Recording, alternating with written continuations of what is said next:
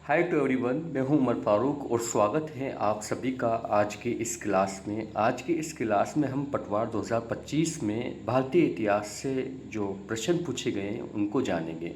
मैंने जब ये पेपर देखा तो समझ में आया है कि जो भारतीय इतिहास का जो प्रश्न है वो ज़्यादा टफ नहीं है, बहुत इजी टाइप के हैं, ज़्यादा टफ तो नहीं है, एवरेज टाइप भी नहीं बोल सकते, इजी है। मतलब ये सवाल सारे हल किए जाने चाहिए थे।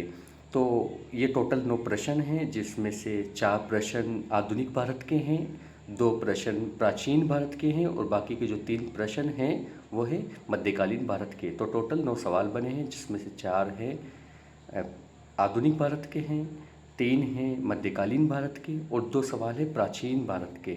तो जो पहला सवाल है हमारे सामने वो है आर्य समाज के संस्थापक। तो आर्य समाज का जो संस्थापक है वो है दयानंद सरस्वती। कौन है? दयानंद सरस्वती। तो ऑप्शन ए इसका राइट आंसर होगा।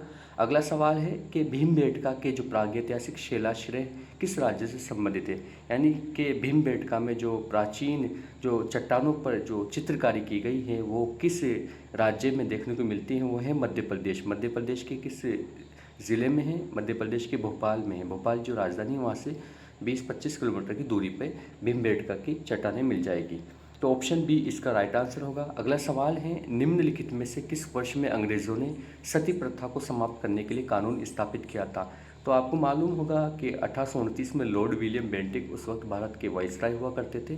तो उस वक्त राजा राममोहन राय की अपनी एक कोशिश थी, तो उसके नतीजे में लॉर्ड विलियम बेंटिक ने 1829 में सती प्रथा को समाप्त किया और उसके लिए कानून बनाया। तो ऑप्शन सी इसका राइट आंसर है, 1829। अगला सवाल है किसने 1857 की क्रांति को विद्रोह नहीं बल्कि इसे भारतीय स्वतंत्रता का प्रथम संग्राम कहा है? तो ये कहा है वीर सावरकर ने। वीर सावरकर ने। तो ऑप्शन ए इसका राइट आंसर होगा। अगला सवाल है कालीबंगा पुरातत्व स्थल किस राज्य में पाया जाता है? तो ये सिंधु घाटी जो सभ्यता है उसकी एक सभ्यता है, उसका एक स्थल है कालीबंगा, जो कि राजस्थान के हनुमानगढ़ जिले में है। तो ऑप्शन डी इसका राइट आंसर होगा। अगला सवाल है कि निम्नलिखित में से किसने राष्ट्रीय एकीकरण में सबसे महत्वपूर्ण भूमिका निभाई? आयरन मैन ऑफ इंडिया जो है लौह पुरुष सरदार वल्लभ भाई पटेल इसका राइट आंसर होगा, क्योंकि जब भी आप भारत के एकीकरण की बात करते हैं तो इन्हीं का नाम आता है। अगला सवाल है निम्नलिखित में से किसने नालंदा महाविहार नालंदा विश्वविद्यालय की स्थापना की? नालंदा जो विश्वविद्यालय है जो कि बिहार में है उसकी स्थापना करने वाले हैं कुमारगुप्त प्रथम। कौन है? कुमारगुप्त प्रथम। अगला सवाल है निम्नलिखित में से किसने 1739 में भारत पर आक्रमण किया था? वो किया था नादिर शाह ने।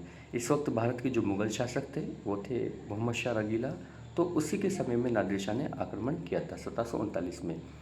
लास्ट सवाल है तराइन का प्रथम युद्ध किन के बीच लड़ा गया था? तराइन का जो प्रथम युद्ध है वो है पृथ्वीराज चौहान और मोहम्मद गोरी का। तो ये 1191 में तराइन का प्रथम युद्ध लड़ा गया था। इसमें मोहम्मद गोरी की हार हुई थी, लेकिन 1192 में दोबारा युद्ध होता है जिसमें मोहम्मद गोरी जीत जाते हैं।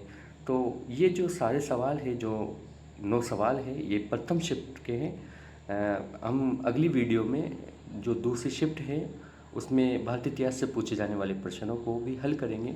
उम्मीद है कि आपको ये सारे सवाल समझ में भी आए होंगे और आपने ये हल भी करे होंगे। तो थैंक यू, मिलते हैं।